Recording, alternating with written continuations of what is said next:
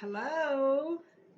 Hi, everybody. How are you doing today? Thank you for tuning in to Luana's Urban Voices. Thank you, guys. I appreciate the viewers. I appreciate the comments. I appreciate the shout outs. You guys, thank you so much. I really do appreciate it. So, today is Tuesday, the day after the Monday caucus. So, Monday was Martin Luther King Jr. holiday. And Iowa voted the most racist man in America to be the nominee for the Republican Party. So this starts the whole new trail of Donald Trump um, working his way back to his second term. And because people believe that Joe Biden hasn't done a great job, they're looking back and saying, yeah, these people want Trump back because when Trump was in office, it gave it was like an empowerment for um it was an empowerment for his people of Magna. And I say his people of Magna because Magna wasn't just white people. It was all type of nationalities that believe in Donald Trump's Make America Great Again slogan.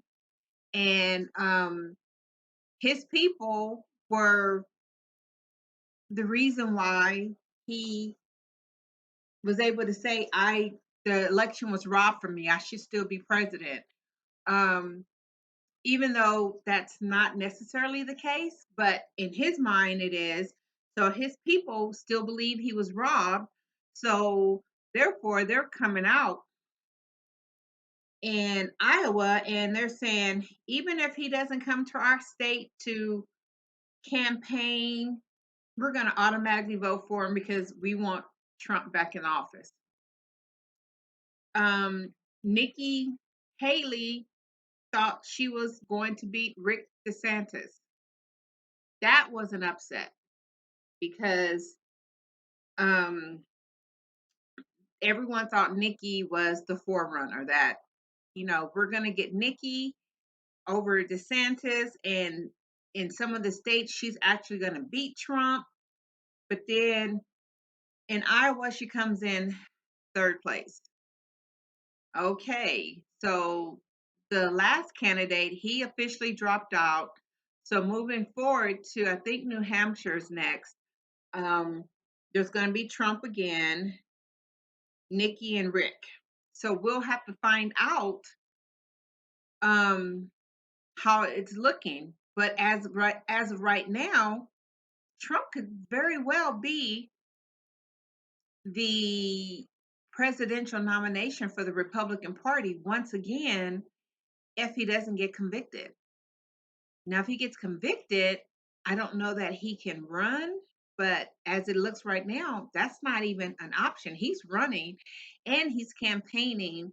And because he is on trial in so many states, it's only boosted his campaign because he's out there telling his version. He's spinning the actual charges against him into a actual witch hunt against him, which I don't think is true. I just think that for some reason Trump has this hypnotic power over these people, and it's really sad.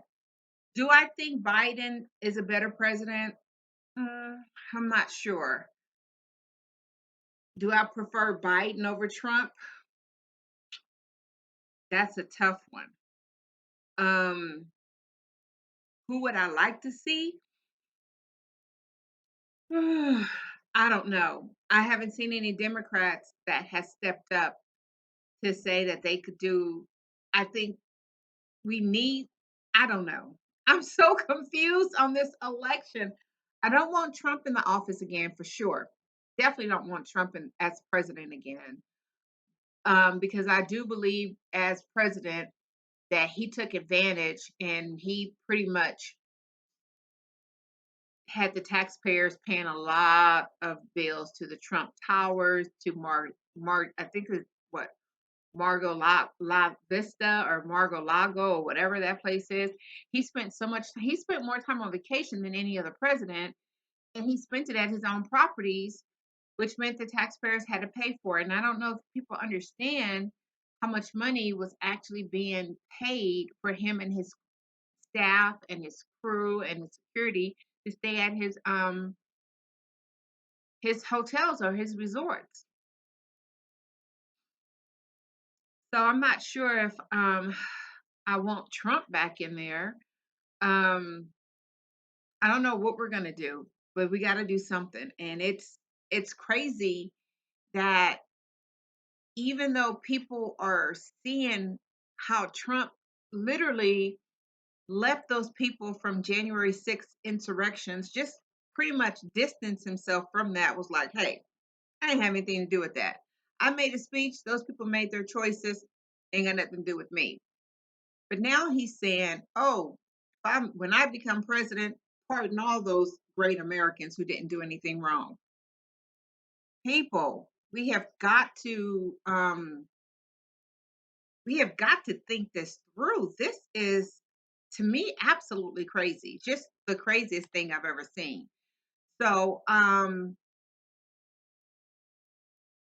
I don't even know what to say about that. It's just that, election time is coming up and we got to watch this election closely because it looks like Trump is definitely going to once again become the nominee for the Republican Party.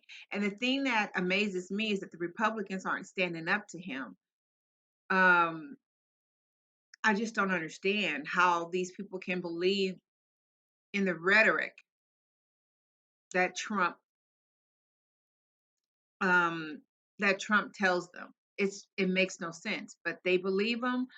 Um, and I just I don't have I mean, there's just no words to describe the state of our country. But yes, he won big. Um,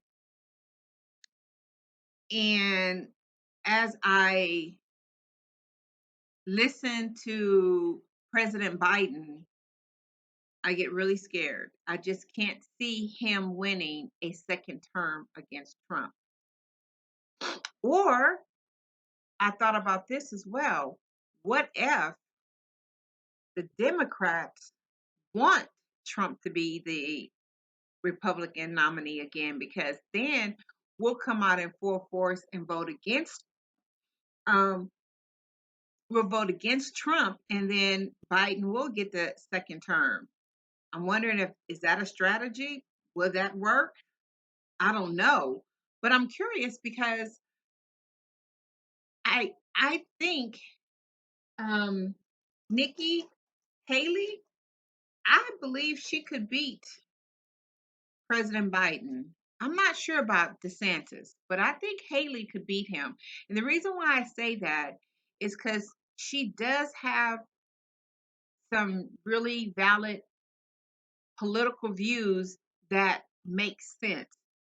DeSantis wants to turn the United States into a big old mess of Florida. And let's be honest, he's not doing the best job governing Florida. So I really don't see him being a good president. Um, I don't like his politics on abortions.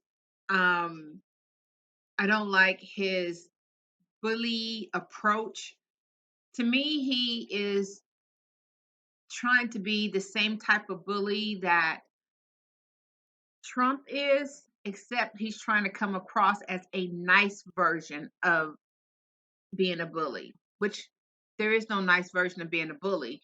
And DeSantis is a bully, but he's trying to act like, oh no, I'm not. I'm this really nice guy who really wants to do what's best for our country. Can't buy it because you're not doing what's best for your state. Your state. So how can you do what's best for the country when you're not even doing what's right, what's in the best interest of your own state? So um, I've been trying to see what Nikki's, um, what her political career was when she was governor of South Carolina. There's really no good or bad things that she did. I don't like her. I don't like anybody's politics on abortion when they say, as a woman, I can't have control over my body. A man wants control over his body, but as a woman, I don't have control over mine. I feel like the day that a man gets a woman pregnant and they're able to do a paternity test and prove that he is the father, she could be, I think you have to be like 4 or 5 months pregnant, but as soon as they can prove that he's the father of her baby that she's carrying, that is when child support should kick in. That's when he should start paying child support. And it should be mandatory. Every woman that gets pregnant has a paternity test before the baby's born to establish paternity of her child. And that man is instantly put on child support. That should be, to me, that would be a platform of a president that I would vote for. Because then that tells me you're controlling everybody's body. You're controlling this man's and you're controlling this woman's. Because when you tell me what I can and can't do with my body, but then the man is still um, responsibility free, that's not cool. If he got me pregnant and I can't abort it because you want me to keep it, well, then he needs to be paying me child support as soon as we find out. He needs to be making sure that my vitamins, whatever I need while I'm pregnant, are taken care of by my baby's daddy, regardless if we're married or in a relationship. As soon as I find out I'm pregnant, it should be a mandatory blood test, find out, establish the paternity before the baby's born, and start charging him his 25, 30% of his, and it should be 30% of his gross income or his net income. You need to be paying her while she's pregnant because that helps her buy diapers and baby clothes and cribs and all the stuff that she needs before the baby gets here. And that should be part of the whole this no abortion thing. We should be making men more responsible. So that way, I think when men are being forced to take care of their responsibilities, they'll change the laws for abortion will change just like that. Because men don't want to take care of their babies unless they're forced to. Now, some men will automatically take care of their babies. They'll automatically take care of their baby mamas. They will, if they're married. I mean, there are a lot of men who just will take care of their responsibilities. For them, I'm giving them kudos. But for the ones that don't, they need to be held responsible. They need to be held accountable because I always say, when it comes down to all of these different political views, at the end of the day, we have to make choices that make sense for us, women and men. Just as easy as it for a woman not to have sex with a man or to make that man wear a condom, it's just as easy for him to put that condom on and prevent the pregnancy. When you have unprotected sex, you're trying to make a baby, period. So, with all of these political views on abortions and uh, the trans community, and then views on immigration, my views on immigration is coming to the country legally. And I think that as these immigrants come into our country, if we gave them an EIN number, allowed them to get a job and start immediately paying taxes, instead of putting them immediately on welfare or immediately on housing or immediately on Medicaid, if we just let them come into the country, gave them all an EIN number and say, go to work, then they would be able to pay taxes. Then they would be able to get a license and be able to, legally drive and um, be able to do the things that they need to do to be a part of this country.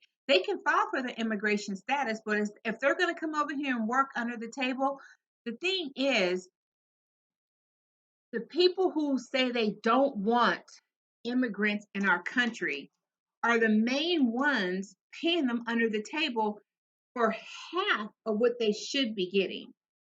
So they're taking advantage. So I say to prevent that altogether is to say, look, this immigrant has an EIN number. Every single person who works for your company needs to have either a social security number or an EIN number so they can be taxed. That way, you have to pay a fair wage and you have to pay benefits. I think that would generate a lot more taxes in our country. And if you come into the country illegally, you shouldn't be automatically given all of this free aid that you haven't paid into. And then that would also be a deterrent for some of these illegal immigrants. If we weren't able to hire them and pay them under the table, if we weren't, if we didn't give them the benefits that they needed or the free benefits, then it would be a deterrent not to come to this country because it's not the American dream that you think it is.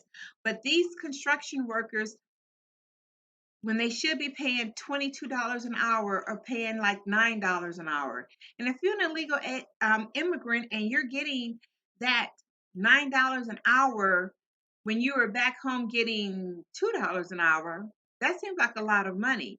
And if you are also receiving welfare assistance, you are living pretty good. So we have to come up with a way with these politics or politicians to be true to their word.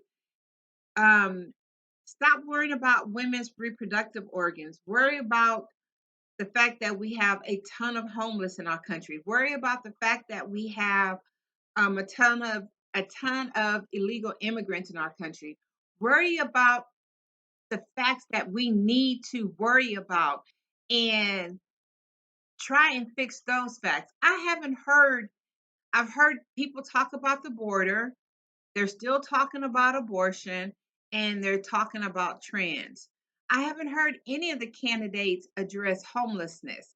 Um, Veterans who are homeless, who have um, PTSD,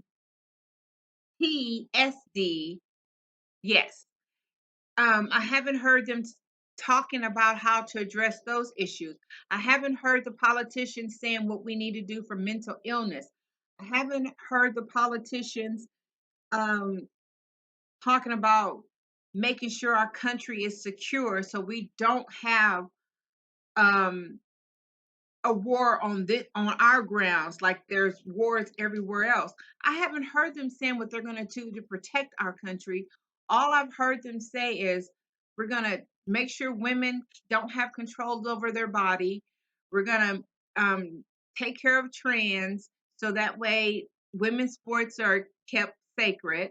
And then we're going to um, close the borders. There's so many more issues going on in this country than just those three. What else are you going to do to make America great? What about the fact that our taxes are getting higher? What about the fact that the interest rates are getting higher? What about the fact that affordable housing isn't affordable anymore? What about the fact that we should be luring more international companies to the United States versus everybody taking their international companies or their local companies to international waters? What about that? Um, People are mad about the Red Sea. Um, that and our political candidates aren't even addressing that.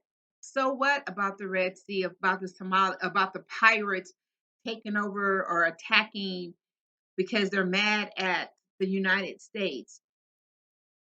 None of this makes sense when we have so many issues going on politically, and the only thing people are thinking about is MAGNA. We want to bring Donald Trump back so that way the MAGNA people can act out of control again. And let's be honest, that's exactly what they did. Those MAGNA people were out of control. They were so bold and brazen to say this, that, or the other, because it was our country and we want all of you people who don't look like us to leave our country. Are you kidding me? Native Americans or the Indians, Native American Indians who were here first, and I don't even know how they got the name Indians if we're going to name the country America. But anyway, the Native Americans who were here first aren't even being respected as being the true natives who lived here. They are definitely treated like a third class um, society. And the people who are saying, this is my country, and I want everybody who doesn't look like me to leave my country, this is not your country. If everybody who was truly native to this country stayed in this country, a lot of us would be gone. A lot of us. Um, you just have to think about your political choices when we go to vote. Listen to what the candidates are saying. Think about what's important, not just to you, but for the best interest of our country. I think we get so caught up in what's in the best interest for us that we forget that as a collective, as a whole country, as what, 52 states, I say whatever, I think that's right, 50 plus states for sure, that we forget that there's so many different elements that need to be taken into account. Puerto Rico, the US Virgin Islands, um, Hawaii, um, all of these places that we seem to take for granted, we need to be figuring out how to, as a entire country, work for what's in the best interest of the entire country. The Senate, the House, they're old. They need to be removed. I think every elected position should have a term limit because that gives people an opportunity to roll around and move in and bring in new ideas, better ideas. Because when you let the same politician be a politician, is he really doing anything for us? I say that because of Ted Cruz. Ted Cruz doesn't really do anything for the state of Texas that I can see, that I can hear about. Um, he's not the best representation of what we have to offer, and he doesn't look out for the state of Texas. He looks out for him and his family and his friends. And those are the kind of politicians we do not need. We need politicians that are going to look out for the best interests of our country. And we need more diversity in our politics. We need we just need so many different elements to come together so we can really make our country um, a successful country. And right now, Magna is not it. Biden is not it. Um, Vice President Harris is not it. Vice President Pence wasn't it. We have no idea who's going to be the new running buddy for Donald Trump. None whatsoever. I also think there should be an age limit on how old you should be when you run for president. I think once you're 75 and older, you shouldn't be allowed to be running for president anymore. 70 to me is the better age. That way, we don't get someone in there with health issues, someone in there who might start having I don't know what the word is, but we just don't need someone in there that old. We need to keep the younger people running our country um, with better and brighter ideas. So I went a little bit longer on my podcast than I normally do, and I have been rambling all over the place.